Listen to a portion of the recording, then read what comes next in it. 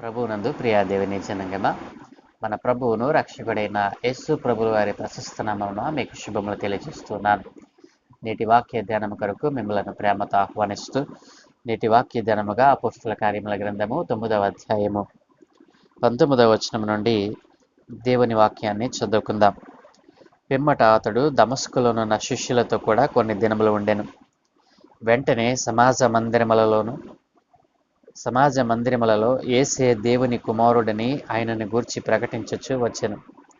వినిన వారందరూ విభ్రాంతి నొంది, యెరూషలేములో ఈ నామమును బట్టి ప్రార్థన చేయ వారిని నాశనము చేసిన వాడితడే కాడా, వారిని బంధించి ప్రధాన యాజకుల యొద్దకు కొనిపోవుటకు ఇక్కడికి కూడా వచ్చి ఉన్నాడని చెప్పుకొనిరి. అయితే సౌలు మరి ఎక్కువగా బలపడి ఈయనే క్రీస్తు అని రుజువుపరచుచు దమస్కులో కాపురమున్న యూదులను కలవరపరచెను.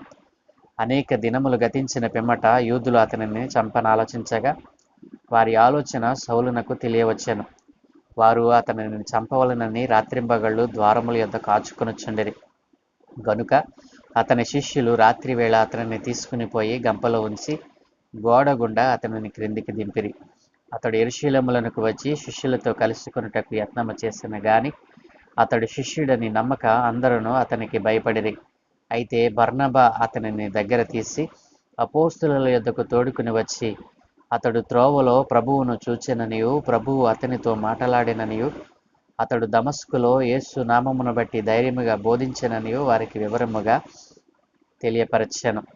అతడు యెరూషలేములో వారితో కూడా వచ్చుచు పోవచ్చు ప్రభువు నామమును బట్టి ధైర్యముగా బోధించుచు గ్రీకు భాషను మాట్లాడు యూదులతో మాట్లాడుచు తర్కించుచు ఉండెను.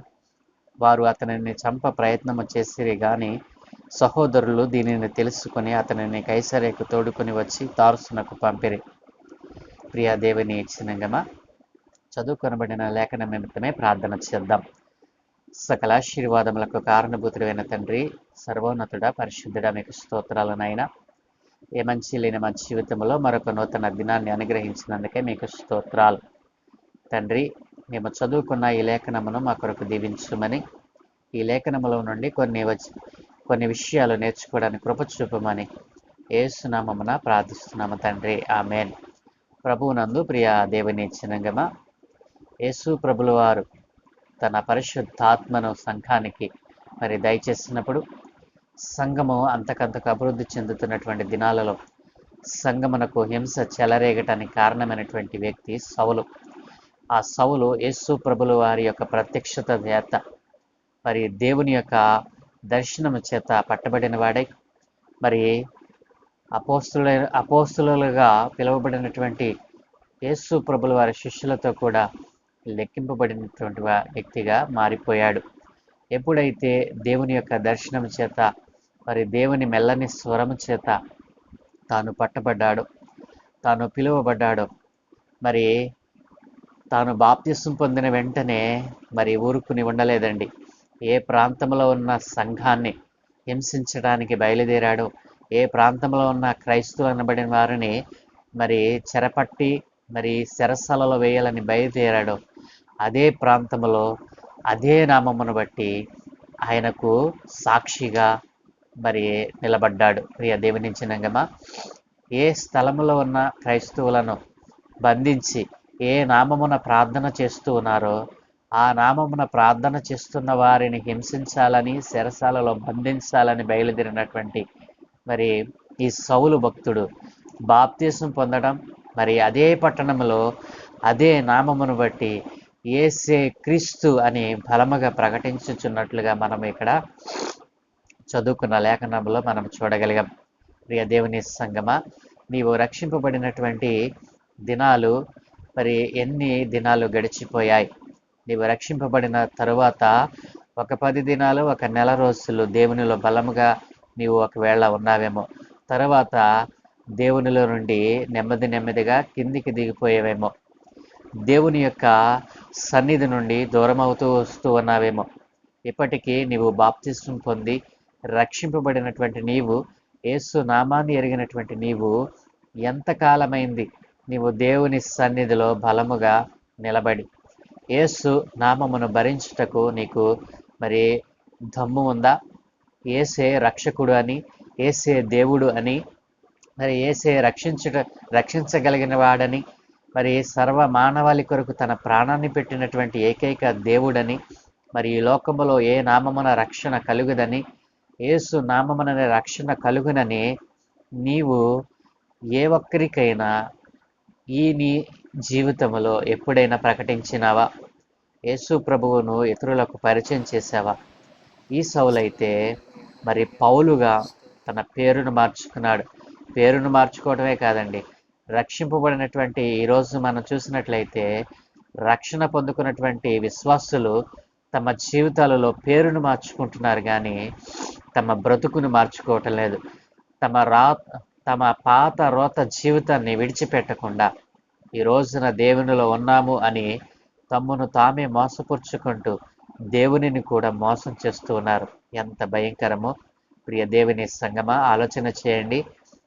సౌలు భక్తుడు పరిశుద్ధాత్మను పొందుకున్నవాడే, దర్శనము చేత దేవుని చేత పట్టబడిన వాడే, మరి రక్షణ పొందుకున్న మరుసటి దినము నుండి యేసు నామమును భరించుటకు తను అర్పించుకున్నాడు. ఏసే క్రీస్తు అని ఏ పట్టణంలో అయితే తాను బంధించాలని అనుకున్నాడో అదే పట్టణంలో ఉన్నటువంటి యూదులతో తర్కించటం ప్రారంభించాడు. ఇదేమిటి, నీవు పొందిన అధికారం ఏమిటి, నీవు చెప్తున్నటువంటి మాటలు ఏమిటి అని మరి ఆ యొక్క అధికారులతోనే తను వాదించినట్లుగా యేసు నామాన్ని మరి వారికి గట్టిగా ప్రకటించినట్లుగా మనము చదువుకున్న లేఖనంలో చూసాం. ప్రియ దేవుని సంగమ, ఈ రోజున దేవుని యొక్క ఆత్మను పొందుకున్నటువంటి వ్యక్తులు ఎవరైనా సరే, దేవునిలో బలముగా నిలబడుతున్నటువంటి వ్యక్తులు ఎవరైనా సరే యేసు నామమును ప్రకటించకుండా ఉండలేరు. ఈ రోజున ఈ రీతిగా మీ మధ్యకు ప్రతి ఉదయము దేవుని వాక్యము రావడానికి గల కారణం ఏంటంటే, ఆనాడు వారు ఆత్మను పొందుకున్న వారై పరిశుద్ధాత్మ కార్యములను ఆ ప్రజల ఎదుట జరిగించుట ద్వారా, ప్రజలు యేసు నామమును అంగీకరించుట ద్వారా ఈ రోజున సువార్త అనేటువంటిది మరి అనేక మందికి ఒక సాధనమైపోయింది. ప్రియ దేవుని సంగమ, ప్రియ దేవుని బిడ్డలరా, దేవుని వాక్యము ఎంత ప్రాశస్త్యం కలిగిందో, దేవుని మాట ఎంత బలమైనదో, దేవుని మాటలో ఎంత శక్తి ఉందో ఆనాడు సంఘము అంతకంతగా అభివృద్ధి చెందడం మనం చూడగలం. ఈ రోజున ప్రపంచమంతా యేసును ఆరాధించుటకు ప్రధానమైన కారణం ఏంటంటే తెలుసా? మరి ఆనాడు అపోస్తలులు మరి ఈ రీతిగా రక్షింపబడినటువంటి పౌలు గారి ద్వారా మరి ప్రపంచమంతటా మరి సంఘము క్షేమాభివృద్ధి నొందొచ్చు, దేవునిలో ఎదుగుచూ ఉండగా, దేవుడు సంఘములో అనేకమైనటువంటి అద్భుతమైన కార్యములు అపోస్తలుల ద్వారా జరిగిస్తూ ఉండగా సంఘము అంతకంతకు క్షేమాభివృద్ధి పొందొచ్చు, అంతకంతకు ఎదిగినట్లుగా మనము చూసాము. సంఘము ఏ రీతిగా అయితే దినదినాభివృద్ధి చెందుతూ ఉందో, సంఘము పైన మరి వ్యతిరేకముగా లేచేవారు అనేక మంది కూడా ఆ దినాన్న లేచారు. ప్రియ దేవుని సంగమ, ఈ రోజున మనం నేర్చుకోవాల్సిన విషయం ఏంటంటే, రక్షింపబడినటువంటి మరుసటి దినము నుండే పౌలు యేసు నామమును భరించడానికి మరి తన జీవితాన్ని అర్పించుకున్నాడు. ఈ రోజున క్రైస్తవులుగా మరి బాప్తిసం పొందినటువంటి విశ్వాసిగా నీ యొక్క బాప్తిసం పొందినటువంటి దినము నుండి ఈ దినము వరకు కూడా ఎన్ని దినాలు నీవు దేవుని కొరకు నిలబడ్డావు?